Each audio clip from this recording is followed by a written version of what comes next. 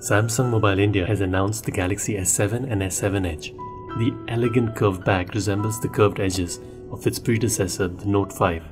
This will make it easier to hold in your palm. The camera protrusion has also been reduced.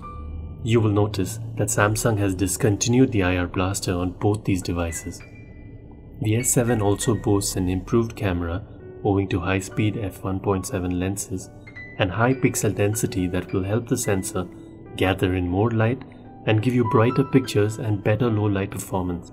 S7 Edge will have a larger screen of 5.5 inches compared to the 5 inches on the S7. What's exciting is that Samsung has brought back the microSD card slot.